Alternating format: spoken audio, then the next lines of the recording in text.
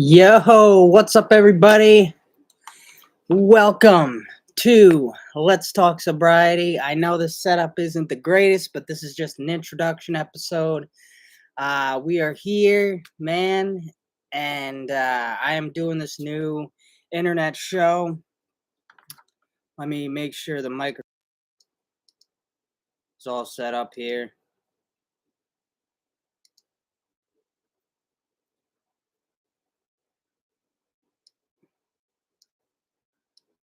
Hello. Okay. So that should be a little better. Hello. Okay. So what's up, everybody? Welcome to the Mikey B Sobriety Project show. I'm gonna call this show Let's Talk Sobriety, and you know we'll have a studio set up the next time we do this, obviously. But this is more of a talking thing, and that's what's most important. So I'll begin by saying I am so glad to be doing this. Basically, this whole idea to do this morning talk show basically came to me. I'm going through sobriety and everything. I'm 14 months now, and this reoccurring thing keeps coming up, and that basically is, you got to help other people. And at first I kind of was a little hesitant on it, and then I'm like, you know what, I'm inspiring a few people here and there on Facebook and everything.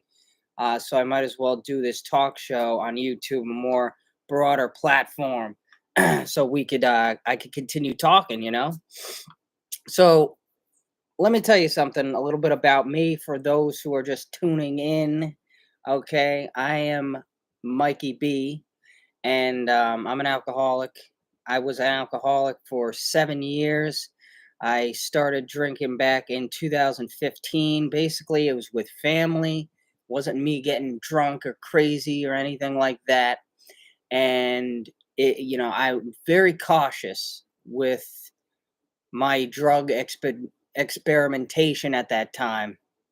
Very cautious. Like, I always microdosed, and even with alcohol, it was like I had somebody else pouring the drink for me, and everything. And it was a vodka, cranberry, and orange juice. I'll never forget it. And it was at the lake with family, and I had someone else pouring my drink, as I just said. And that first night, when the effects of alcohol kicked in, I remember having a thought. And I always say this: you don't know what alcoholism is like. You don't know you're an alcoholic at first, and you definitely don't plan on being one. So, but I should have seen this big red flag, but I didn't know it was a red flag. But the first time I felt the effects of alcohol, it was immediately my brain went to, wow, this is why people drink. It was like an epiphany, because I had always been against alcohol consumption. I had always been against it. I was like so against it because I had seen other people drunk and making a fool of themselves, and I was like, I don't want to be that guy. That doesn't look really fun to me. But once I felt the effects of alcohol, I was like, wow, like it was just boom.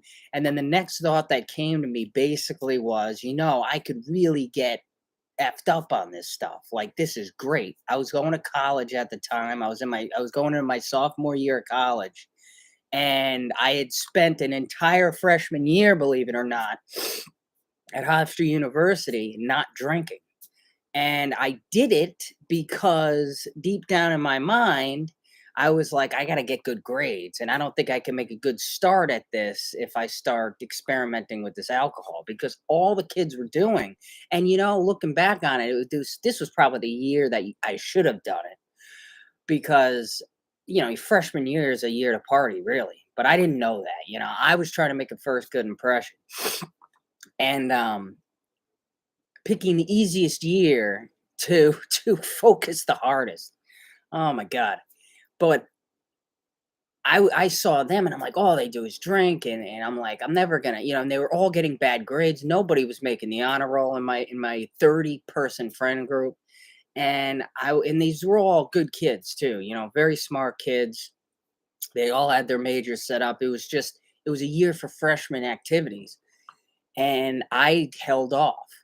So, but it was the summer. So the next thing that I thought, and I was experimenting with marijuana at the time, I was like a year into that.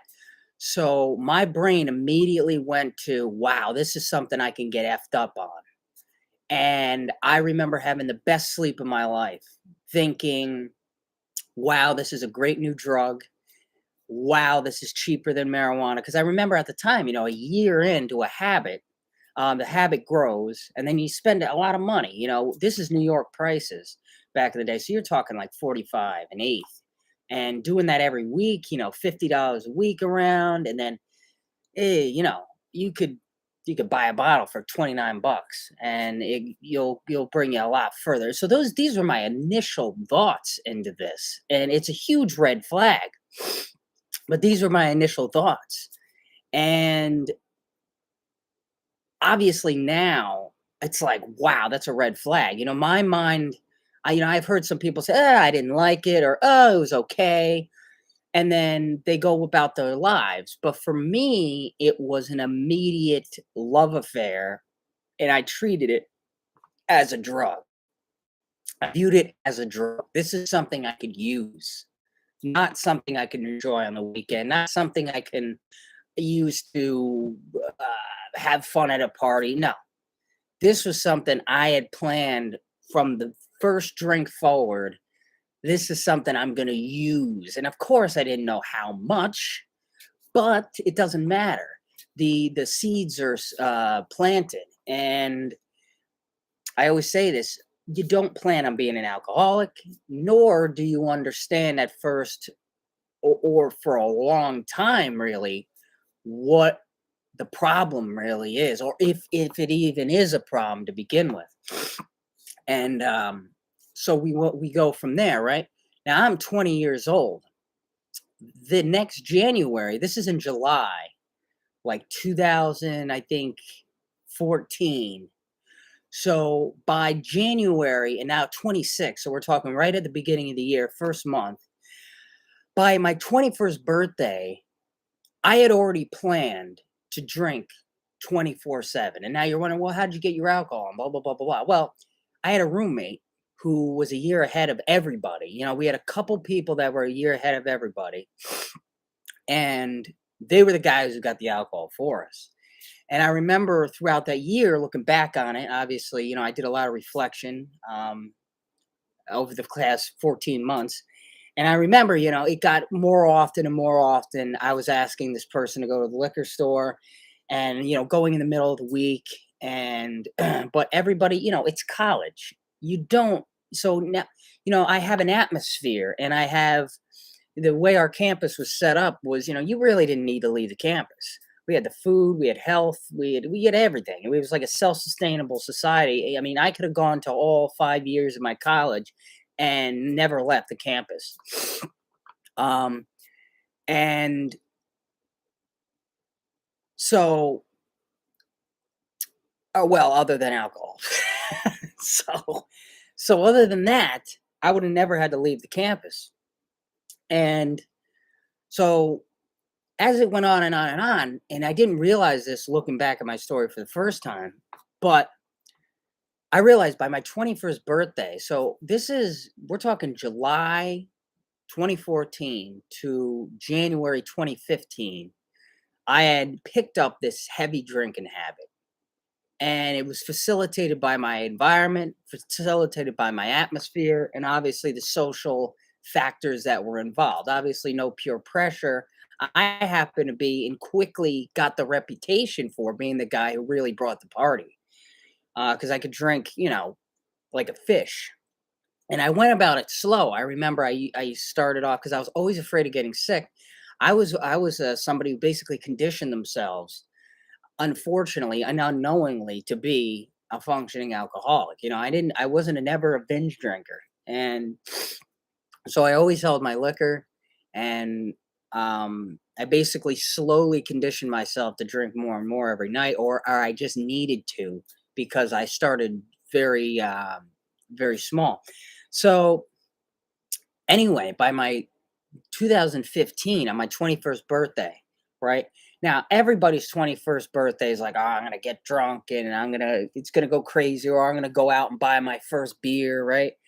For me, it was, I had this bright idea where it was like, what would it be like? And at this point, I was drinking almost every night. It's college, you drink to wind down, whatever. But I was like, you know what? I have a great idea. What would it be like if we drank for 24/7, 24 hours straight? Well, that would be great. We'd start at midnight, go throughout the whole day and into tomorrow, right? And that was my thought, another huge red flag, right? So I ended up doing it. I ended up starting at like 11:30. I couldn't even wait till 12.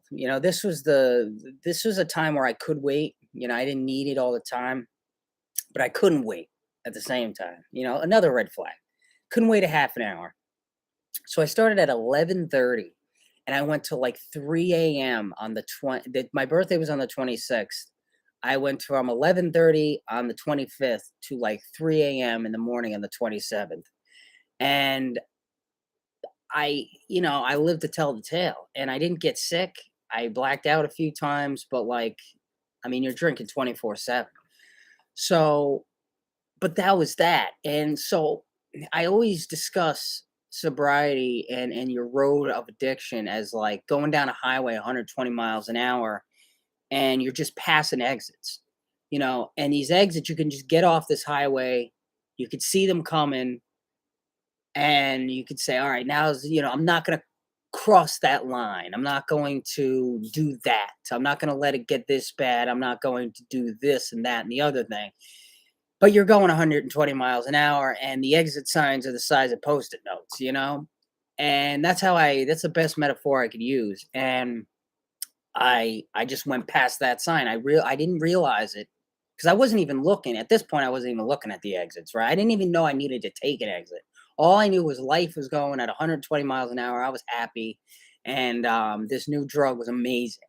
And the only downside at this point was the hangovers, which I started having less and less at this point. Or at least it was me getting used to them. So, I'm not even looking at the exits now, but I'm going 120 miles an hour. I don't even see them. I don't even I don't even know I'm on the road probably at this point. So as it progressed, 2016 to 17, when I finally graduated, my addiction had definitely grown to an everyday thing, every night thing. Drinking. I had a bad breakup in 2016. I drank to um, tide depression, which was one of the darkest times. I drank to deal with the anxiety of grades. I drank to basically have fun, and I drank when I was bored. So, and at this point, the addiction had gone from just this habit to quickly becoming this thing where I was finding any excuse I could. And when you're in college, all it takes is a weekend. All it takes is a Friday, Thursday afternoon. All it takes is a sporting event on campus, a birthday, or just being bored. And it quickly turned into that, where I was finding every excuse to drink, and it was socially acceptable. It really didn't matter, in college. Really doesn't matter. In the end, it's like, hey, it's college. I'm having a good time, and everyone laughs, and then that's it. Um, but by 2017, I graduated with average grades, and but I didn't do anything. I didn't change anything. And it's funny because during my college career, I had actually tried quitting a bunch of times. I had tried different methods. I'd actually tried looking up the schedule of sobriety clinics. Well, when do they wake up? What do they do during the day? What could I do? in between going to classes and stuff. Should I exercise more? Should I wake up early every day, go to sleep early every day? I tried that. I hated it. I tried the weaning method, which was like the biggest, probably universe. The universe was giving me a heads up there. I remember trying the weaning process, which eventually, which is not eventually, which is essentially, there's the word. Essentially, you have one less drink every day. And the whole point is by the time you reach 0 drinks, you've essentially weaned yourself off of needing or wanting the alcohol. And honestly, I mean, it could work for some people, but I think it's a good test to see if you are a true alcoholic or not. I mean, that's just one of the many. Because when I got to 1, I was like, okay, here at 1, I was proud of myself, but deep down inside, I was like, ah, shit, like tomorrow I have no drinks. And I remember it never worked. It never worked. Cause like the next day, I ended up having like half a drink. And I'm like, oh, well, I don't have to go down to 0 essentially. I could just do half. And then it just it went with this whole thing of like, well, I don't have to have alcohol. And then I also this also inspired a new idea. But I was like, I don't have to have alcohol. I could just have it in the morning, just for lunch, just for dinner. And I tried doing that. But just for lunch, just for dinner turned into, well, let's have 5 drinks at lunch, or let's have 10 lunch drinks at dinner. And it just didn't work. And I should have, once and then, I'm passing high exits on this highway of addiction, and I'm like, I should have known, but you never know, man. You don't know, nor do you plan on ever getting into a tough situation with this. So you don't really look for the warning signs, and you don't. Even though I tried quitting because I saw some of the warning signs, I really didn't take it seriously enough, where it was more of a, hey, gee, this is causing me hangovers and this, that, and the other thing. I really think I got to stop because I might have a problem. But it never was like, and this just rings true. It sounds cliche, but it just really rings true. It's like you really gotta want it, and it can't just be it's got to be a need and a want. It can't just be I should probably slow down, because it never works. It's got to be a commitment, and I was just lacking that. I was lacking that. My whole idea was to try to make this as comfortable as humanly possible, getting off of this habit, and I was just you can't do it that way. It just doesn't work that way. So 2017, obviously I'm graduating, and now no, all the pressures of schools are off. I already had jobs lined up. I'm good at what I do. I'm confident, and all this is going well, but I never changed my partying habits. I just kept the party going. And a lot of people probably do this after college, where they they're still young and they still want to keep it going. And of course, that meant I never changed my me. I never let college be in the past, and all my crazy partying habits and drug use.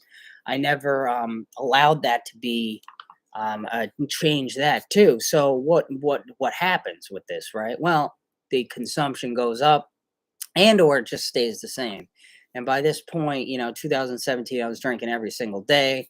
The last time I didn't have a drink, who knows? And you know, over the course of 2017 to 2019, I was getting jobs, very successful, but it was starting to affect things. And I was starting to focus more on one career path, and I was unable, or finding myself unable, to juggle both at the same time. And I was being very unsuccessful in one line of work, which is my own personal line of work, but still steadily successful in my other career.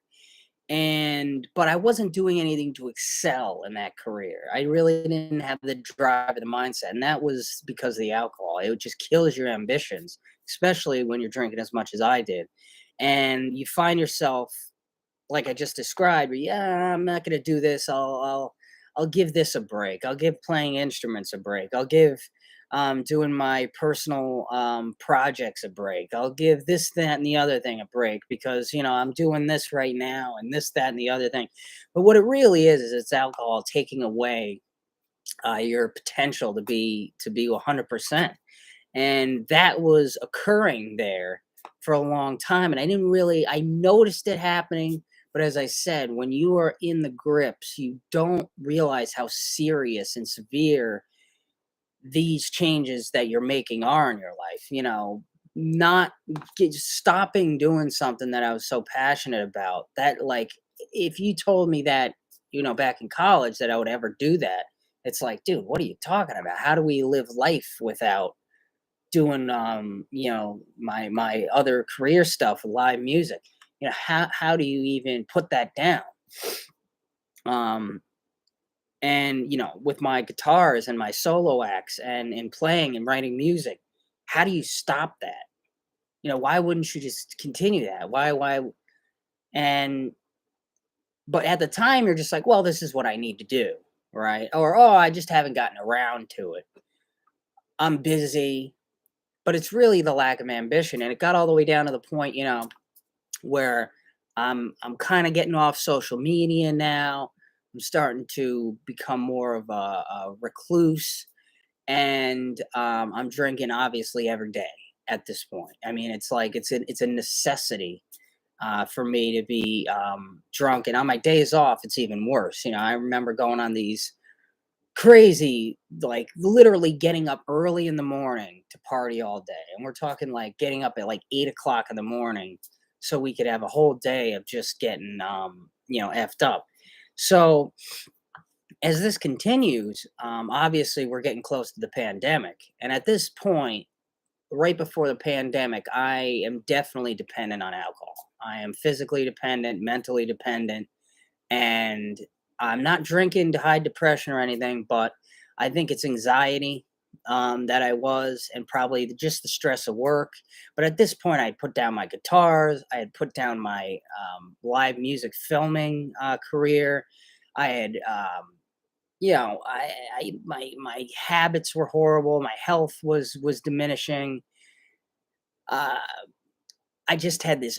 It was just this addictive mindset all the time, and I had no shame of hiding it from the people that I knew the closest. My brother. He always knew. Whenever we went out, whatever we did, I had to have a beer or a drink. It had to be something with alcohol, and but miraculously, at this point, I hadn't gotten a DUI. I hadn't killed anybody. This isn't one of those stories where something terrible happens to somebody else or my life, or I go to jail. It's just one of those things where I was able to avoid those things. I think eventually they would have happened, but because they were getting there. I mean, the crap that I pulled in college, the stuff that went down over the course of these years, I was just lucky not to have gotten into a serious situation. And but at this time, so I'm putting all this stuff down. Of course, I'm noticing at this point, but I'm kind of like, you kind of feel trapped. You're like, there's nothing I can do. My whole mindset at this point was it just tunnel visioned you. It starts taking away everything from you. And you get down to this point where you're like, well, I'm going to focus on this one thing. But really, what it is, and sadly enough, really what it is it's basically, this is the only thing you could manage to do mentally and sometimes physically. Like, this is what it is. You can only do one career. You can only focus on this one thing. You have an inability and a lack of ambition and a lack of energy to focus, to work to your full potential. So you're working on like a half a tank all the time, and you only have enough energy and focus to do the easiest thing, which is go to work for somebody else. And that's it. And it's not an easy job. I work in a stagehand industry. So it's a blue collar job, very physical, but it's obviously someone else makes my hours. Someone else decides when I work. So it was like the easiest thing to do. And I think my biggest excuse at that time was, well, I need to focus on this and not focus on pretty much everything else. So, and that is basically, and of course, I didn't realize it at the time, but it was my addiction basically convincing me to start letting things go and compromising. Like, what you're feeling tired every day, you're not feeling motivated. It's okay to take a break from everything else. It's okay not to, it's okay to let things go, right? So we're talking 2019. All right, 2020, the pandemic hits. Now, I never imagined that the pandemic would have been as big. I don't think anybody did. But I'm talking, it sounds like cliche, like we say it over and over and over again, the pandemic, blah, blah, blah, blah, blah. But I'm serious. Like, I never thought Broadway would shut down. I never thought the entertainment industry would come to a halt. It was like the show must go on all the time, right? I couldn't believe it. So I had a decision to make. I'm at a crossroads here. What do I do with my time? And life, I think, definitely was trying to send me a message like, what are you going to do with your time here? Are you going to be productive? Are you going to let the pandemic get to you? Are you going to basically lose, or are you basically going to lose your freaking mind? And of course, I said, well, I'm not going to let the pandemic, you know, I'm not going to let it affect me. And I'm not going to let, I'm not going to go crazy, right? I could deal with this. This is no problem. So, I'm like, this is no problem. I could deal with this. Nothing could stop me. And I didn't realize that the pandemic would have a lot worse effect on me. And basically, because my decision making was, okay, this is annoying, to, okay, this is it. And now when you're, well, basically, bottom line, it was the perfect recipe for disaster for an alcoholic. You stay home, you don't socialize with anybody, you're locked down, you don't have to go to work, and that's it. All you have is time and yourself at home. And you're not supposed to socialize with anybody. You're not supposed to go out shopping. You're not supposed to do anything but sit at home. So what do? As an alcoholic? Well, I drink. And I know initially it started out being fun. And of course, but like I said, for an alcoholic like me, this was an everyday thing. Like nothing had changed really, other than the opportunity. And when the opportunity arose to just up my consumption, be even more lazier than I was before, during the pandemic, that's when things got really dark. Because eventually during the pandemic, my mood changed from, okay, this is once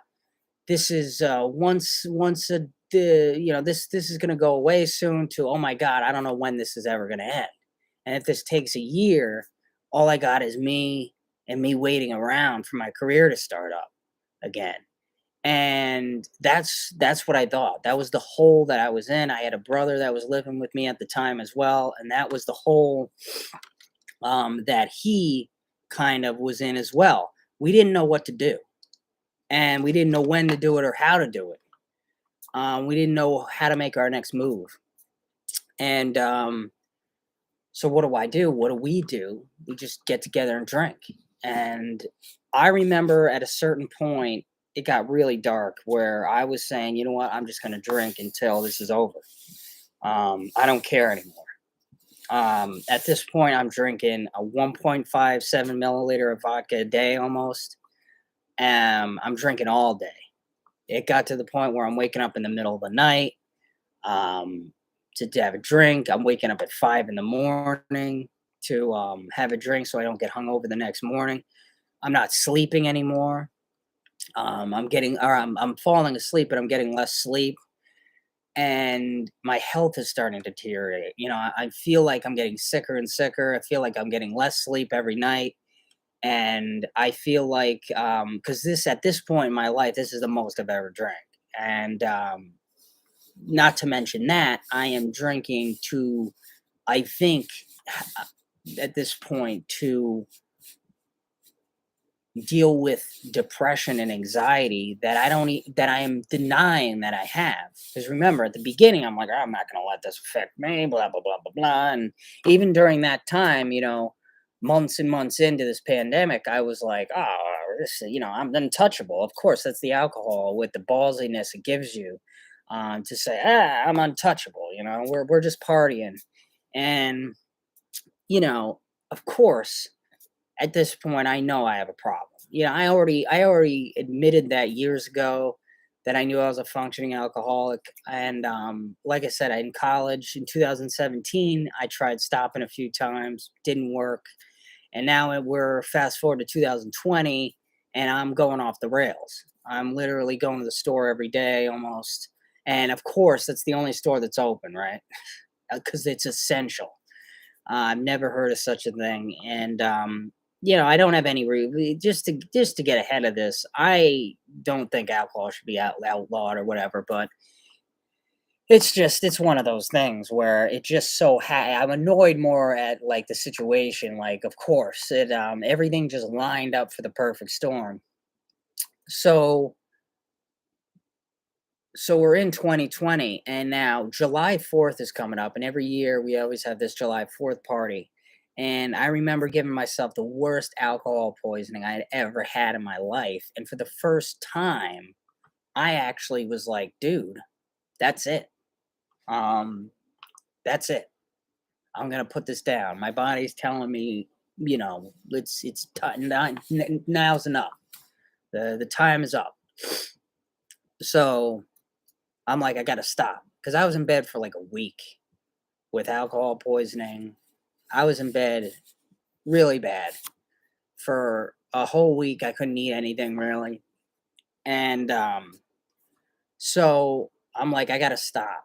So I started developing this program, and I'm like, I think I could do this myself. I want to start developing my own sobriety program. And at first thing was first was let's reflect and let's try to figure out what this is. What is the nature of the beast? And as I'm doing this, though, over the course of the next month, I'm blaming myself a lot. There's a lot of guilt. There's a lot of self hatred. There's a lot of pointing fingers at myself and kind of thinking that if I shame myself, I'll never go and do the shameful thing again. And it didn't work, obviously. It made me feel worse, and I was trying to fill my time with exercise and going out on these long walks and reflecting, which was nice, but I didn't understand that I needed more. Like, I needed to put a hell of a lot more effort into this thing. And I didn't realize that there was not going to come a point, at least for me, where I could just put the topic down. And my mentality at this time was, if I just cut this thing out, my life will just be better, and I don't need to change anything else. So this whole mentality, it got me down in the dumps in about 28 days, and I couldn't even make it to a month. About 28 days in, I remember feeling this thought. I don't know what, I still to this day don't know what happened, but I get home and I'm like, this just sucks. This life is, this is so stressful. I don't know how anybody does this sober. And then I just came to this conclusion, I can't do it sober, and I'm not going to do it. So I went back right to the store. And of course, the alcoholic in me, I'm like, well, this time around, we won't take it that far. And I'll know all the warning signs as they come through. I'll never get to this point again. And once I am, I'll know this, that, and the other thing. Like, I had it all planned out. And within a week, I was drinking probably every day of the week again. So I relapsed after 28 days. And I was just careening. If I was going 120 miles an hour on the highway addiction before, I was going like 300 now. And I'm whipping by all the exits again, not even caring in the world. I have a little bit of care at this point, but it's more that thing where it's like, I just can't see these exits, and I don't realize I'm crossing so many lines so fast. Where like day one was like, oh, I'm gonna have 2 drinks a day, and day three, day two, oh, I'll only drink at this point of the hour, and this point, day four, I don't really care anymore. Day five, we're kind of back into the same cycle as we were before. And by a month later, I am drinking the same amount as I did before, and it's starting to even get worse. So that was July, um, and now we're talking. If we fast forward to maybe December of 2020, trying to think, yeah, 2020. I'm a wreck because things haven't really started up again. In my industry, things are getting there, but they're really not there yet. And I am working jobs where I can kind of really, I don't have to work long hours, and I have a lot of access to alcohol, and I don't need to necessarily wake up in the morning early, and I'm making good money with the hours that I'm working. So I'm fine with that, and the work I enjoy doing. But the problem is that it's another opportunity for me to continue the addiction and continue drinking. And I remember at this time, it really was starting to get bad to the point where I was asking myself, like, how am I surviving right now? At this point, my health is deteriorating. I'm getting bloody noses every night. There's these, I never talked about this before, but these black spots in my fingers, like these nail, and not to mention my blood pressure at the time was all over the place. And my overall mood was very lost because I'm like, when is this stagehand thing going to get picked back up? When is my career going to get going again?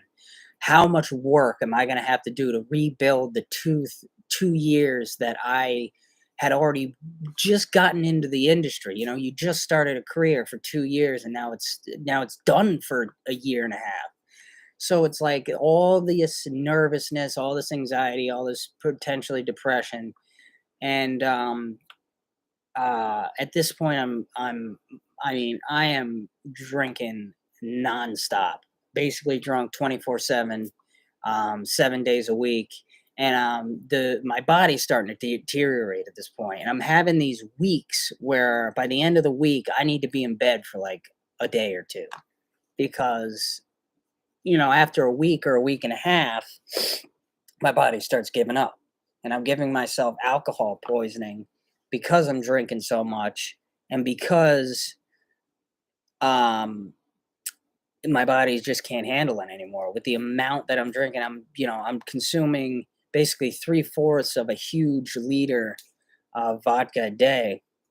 And sometimes on a good day, it's like almost 6/8 of this thing, or it's 3/8 of this thing. So, or no, you know what I mean. It's a lot, and it's just getting to the point where like I said, I myself am thinking like, how the hell am I surviving? And the answer was barely. I hadn't passed a solid stool in months. I had bloody noses, as I said. My sleep was getting to the point where I'm waking up in the middle of the night to drink. I'm getting, bits and bits of sleep here and there, 3 hours. But it's getting to the point now where if I sleep too long and don't get up to self medicate, I start having withdrawal symptoms, and I feel worse sleeping in than I would if I just get up and get the day rolling. Problem is I don't feel like I'm sleeping anymore. This was actually a point in January and in February where I literally felt like I wasn't getting any sleep, and I would sometimes be in bed on the weekends or something, and I would try to catch up on sleep somehow, some way. And even though my sleep patterns were staggered, I remember one time I had the day off the next day, and I'm like, I'm just gonna stay in bed all day. and try to catch up on sleep. And I remember being in bed on and off sleeping for like 12 hours. And I remember getting out of bed and I'm like, I don't feel like I slept at all. And it's just because the alcohol was killing me. And it really was. And I didn't know it. But it actually really was starting to kill me.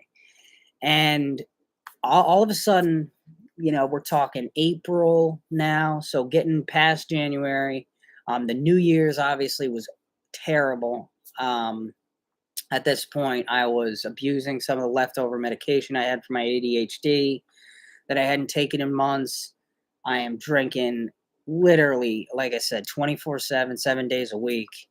And it is to cope with dependency, cope with withdrawal, cope with anxiety, cope with probably this depression. And these anxiety and depression, I don't even know. I'm denying it altogether. I think I'm a happy go lucky guy. I have no reason to worry in the world.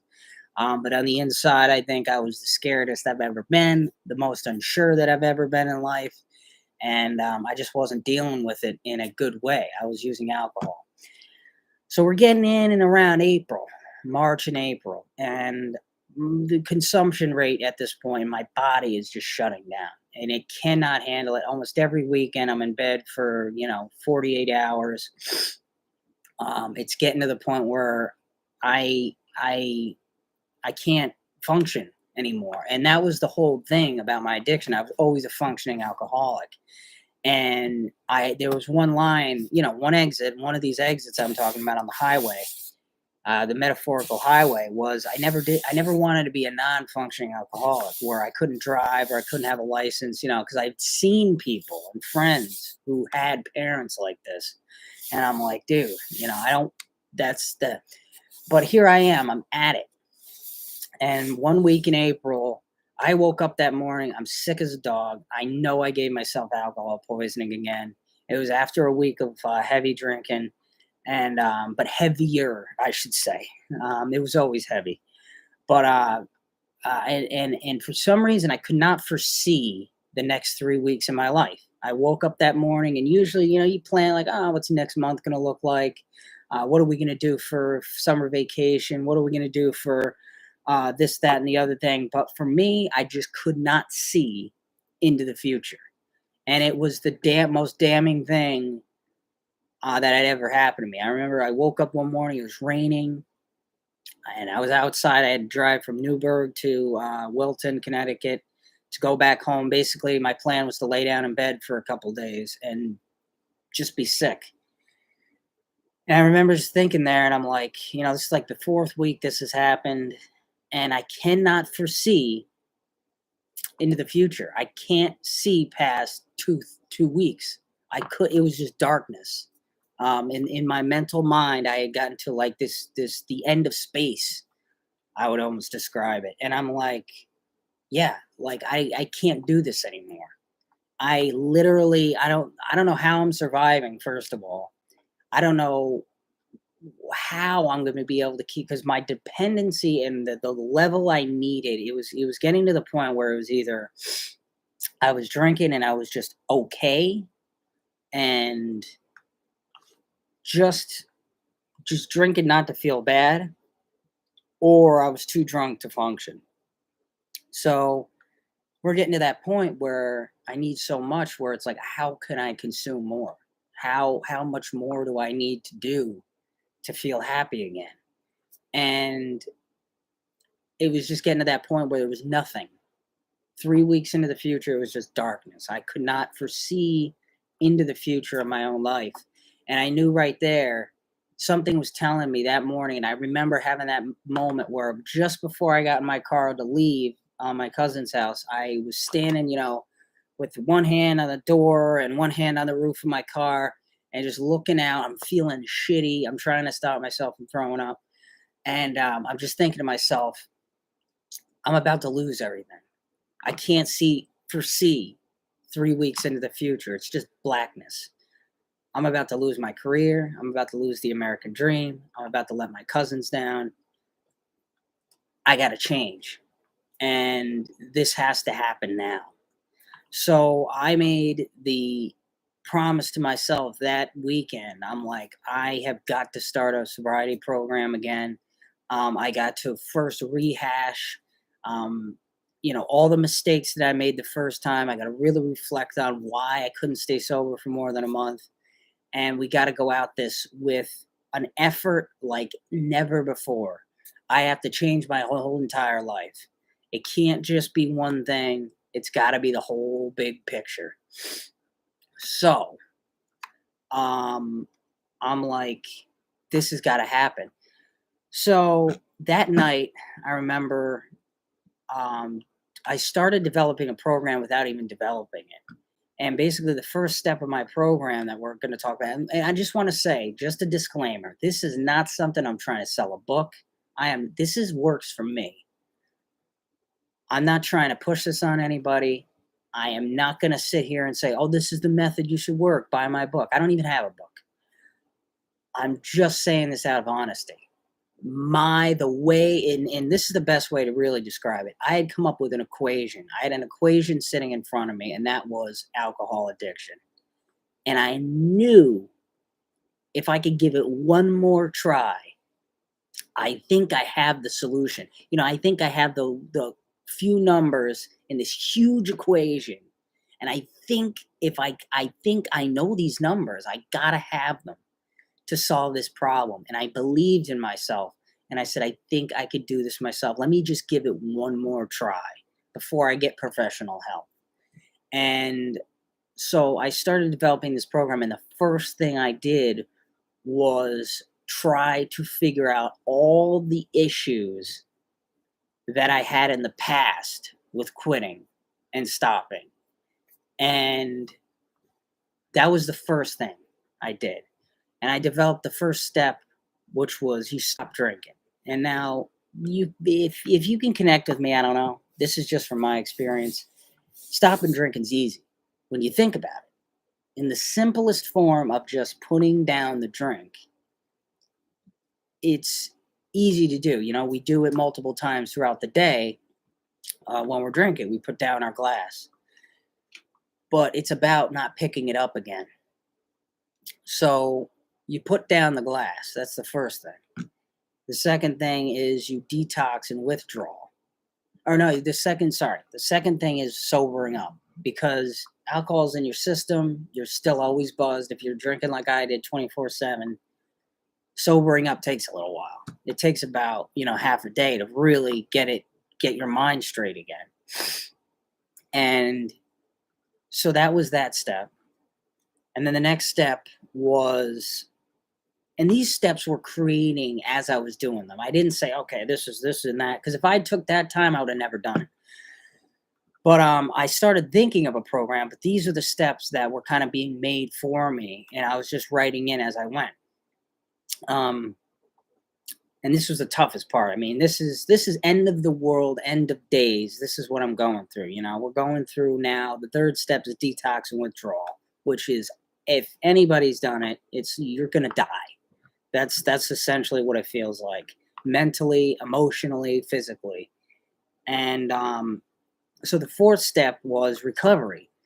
So basically, what I had to do is, the first thing I really focused on was, like, I need to focus on healing first, instead of putting this workout schedule together and filling my time with all this stuff and trying to distract myself from drinking. The first thing I need to do is heal.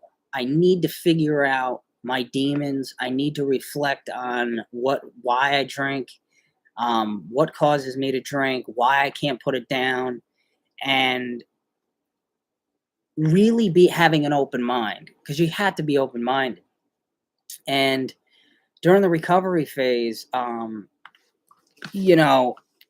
the recovery phase I thought was going to take, a couple weeks, right?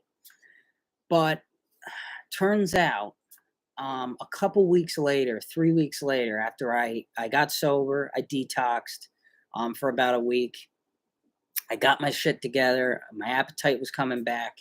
I noticed how much damage I had done to my body. But I figured, I haven't drank it in a couple of weeks. It could only go up from here. Things are going to get better.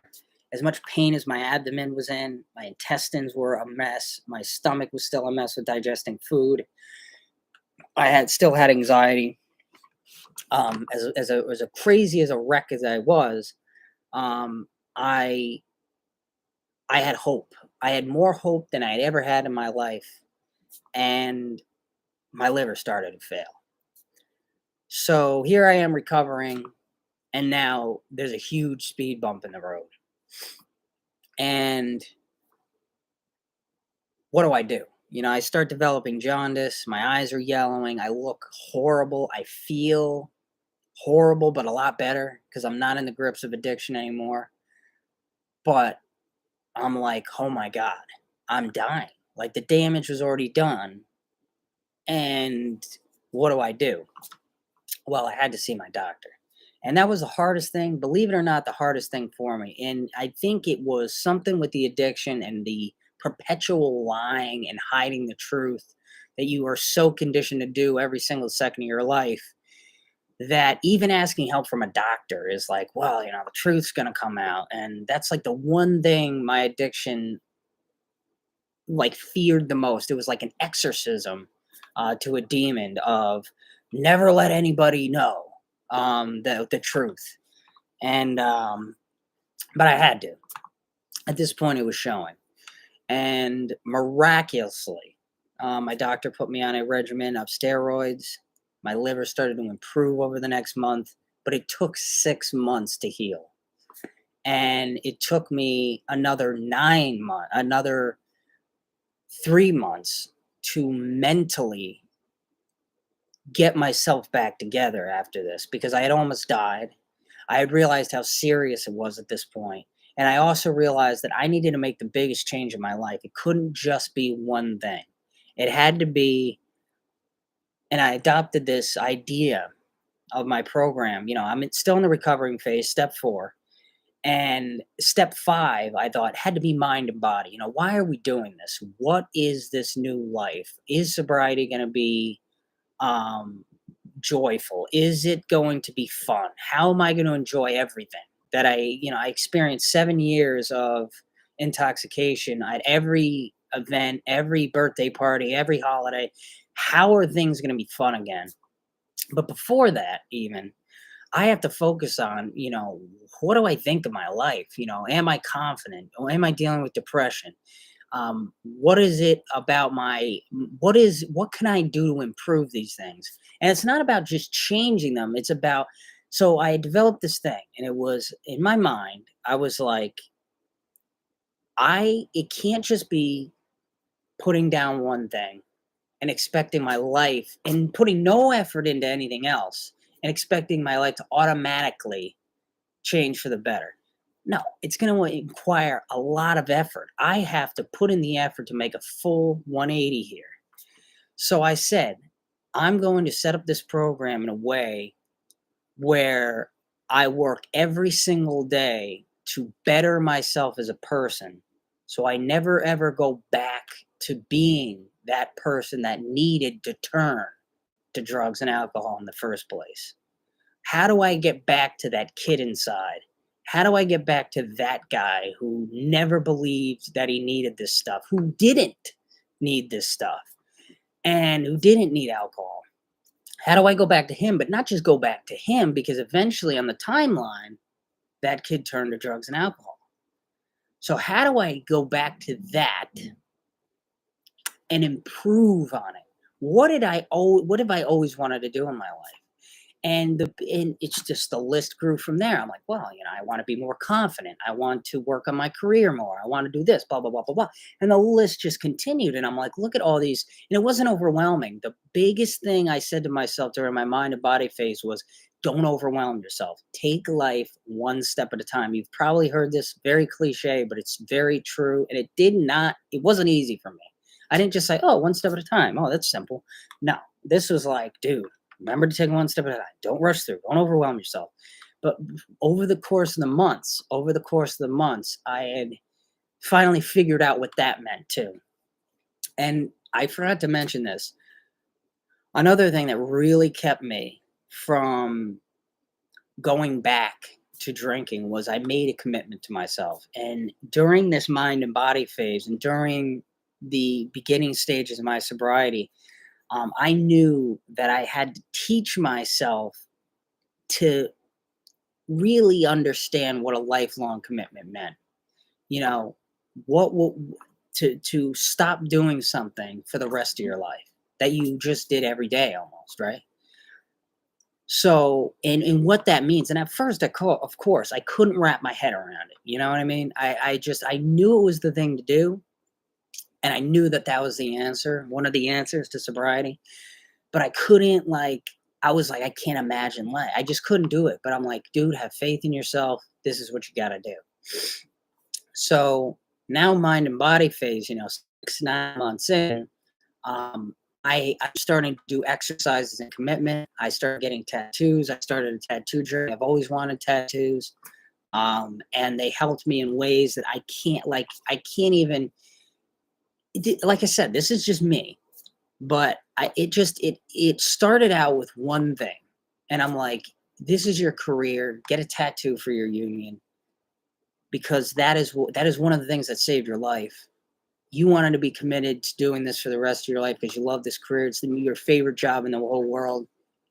The idea is get this tattoo. It shouldn't be hard to do if you're truly committed. It wasn't about, hey, get this tattoo so you're committed, so you have to be. No, no, no. Remember, that's forcing. That's overwhelming for me. Too much anxiety. What it was is think about doing this. And if you if you could do this easily, you'll know that you're fully committed. That will be a testament. So it took me a while, but I finally did it. And then I finally started getting, a bunch of other tattoos and stuff. But it helped me. Each one helped me understand the true value of what a life commitment meant. It meant stopping something. And it also meant, and it's very striking because, the rewards of sobriety, they come every day, but there's no big reward right away. And I had to wrap my head around this concept of, this is commitment. This commitment, you're only going to know if you did it successfully at the end of your life, whenever you die. So you have to accept that. This isn't going to be this whole thing that, we do for a year and then it's over. This is going to be for the rest of your life. And you got to know that. And this journey is a long journey, or hopefully it's a long journey. So during mind and body, this is all I'm thinking about. And I spent, I started a Facebook page, journaling. It's called the Mikey B Sobriety Project. I started that on February 6th of 2022 after I had my first sober New Year's. I had my first sober birthday on the 26th of January. I had my first sober holidays during 2021, December of 21, which were I was very anxious. I'll go to this more later, but that came with a whole bunch of challenges in and of itself. But I ended up dealing with that, getting more professional help for it, and things started to feel better. 9 to 10 months in, I know it seems like a long time, but that's how long it took me for things to start feeling good again, and me to get back on pace. My job career started up again. And the best thing, the biggest gift I had was like, oh my God, like I could live life now to my full potential. I'm no longer tied down by this horrible habit. I'm no longer impeded every single day by this need. And mentally, I could put my effort into everything around me versus balancing constantly every single goddamn day. First alcohol, then everything else. Now it's just everything and me. And I could finally enjoy life again. And so I started a Facebook page and I journal on it almost every day. And I went into it, but now I want to do this. And the whole point of this, because we're coming down to the wire here, I'm trying to make this an hour. We're about to go over. So we'll end this episode now. I know I have a lot more to talk about, probably a lot more to go over, but the reason why I'm doing this is because I started to motivate people, and I recently got this motivation to start helping other people. I'm already motivating like a handful of people, and it feels so good for me. But I was always a hesitant, what kind of route do I want to go? Do I want to keep helping people? Do I want to get involved in the whole thing? But this thing kept coming up, and now I use my own program, and we'll go into that program on the next episode a little more in detail. Um, but basically, I do refer to the AA program sometimes just to see where I'm at, see if I'm missing anything of my own. But the thing that kept reoccurring was this whole idea of, hey, you need to help other people. It helps you. And I said, well, there's other ways to do that other than this. But I'm like, you know what? I started kind of doing it over here. Why can't I just keep it going?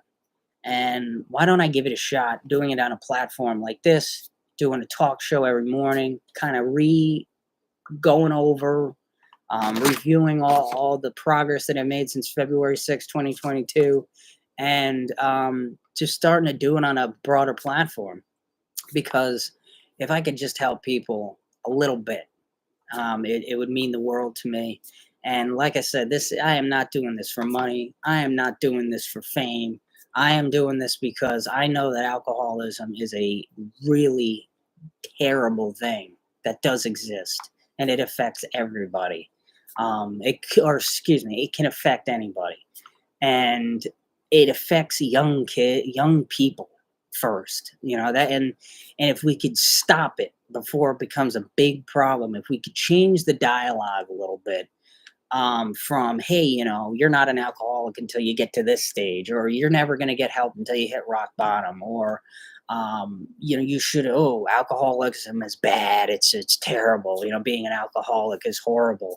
And change that dialogue to more like, hey, you might be an alcoholic if you are, it's better to get help now for it than to wait until it becomes a bigger problem.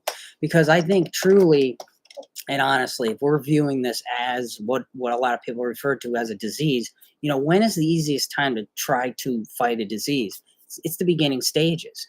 It's not to let it get to a point of inoperable, to where we need to fix it. It's about the easiest way to fix a disease or fix a health issue is to get ahead of it before it becomes a big problem, before it starts destroying things and taking things away from you. So that's just one of the things that I want to kind of try to change the dialogue of recovery, is that you don't need, and even though it's a common thing now, and I think this is where we're at with this whole problem of addiction. And this is like kind of like the cliche of it all, that everyone needs to hit rock bottom before they get help. I think it's just one of those things I think we could get ahead of, and it starts with further education and a different narrative, a different sort of dialogue to try to get people to view this thing as a more serious problem, and not a scary one, just a problem that we can solve if we're smart about it, and a problem that we can avoid sometimes if we just could give it some common knowledge and common sense. So that's what I'm trying to do here. I'm also going to allow people to reach out, obviously, and comment and talk to me if about anything. But I just want to make another thing clear, that the program I'm going into was made up by me. I'm not copywriting this shit. It's just something that worked just for me. So I'm not trying to push it. I'm not using this as a platform. This platform is basically just to open up a dialogue, tell you more about my experiences, and hopefully I motivate some people to get sober and to start talking. And the hardest challenge I think for anybody, if I can get anything out of this, is getting someone who is struggling to try to get help, because that is the hardest thing.